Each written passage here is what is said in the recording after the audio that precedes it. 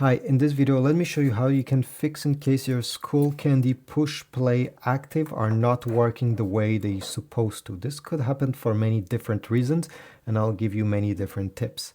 So tip number one is to do a reset, okay?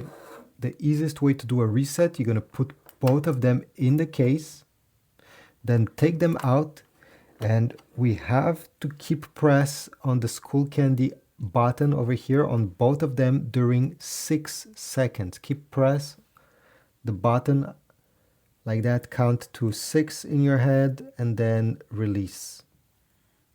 Okay, great. Then put them back in the case.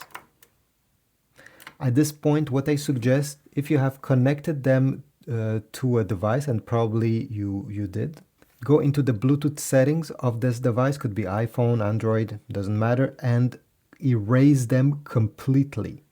So from here, I see Push Play Active. I'll press the I button beside them and select Forget this device,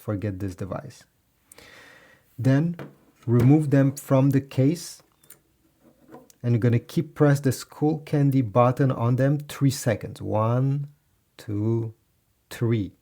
Then release. They're now in pairing mode. Set them aside and connect them again to your device by pressing on them. Okay, great. So now put them in your ears and see if this made a difference, if resetting them made a difference. There's a good chance that it fixed your issue. If you're still having problems, this could be for many different reasons.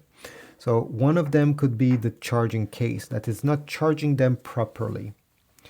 So take a look at over here, you see these prongs? Make sure that they are clean. So take a microfiber and rub them really well. Do the same thing on the earbuds themselves, okay, where they connect. Over time, there's dust, there's debris that gets stuck, and if these are not 100% clean, there's a chance that they cannot charge properly and they will not work the way they're supposed to. So this is something to keep in mind.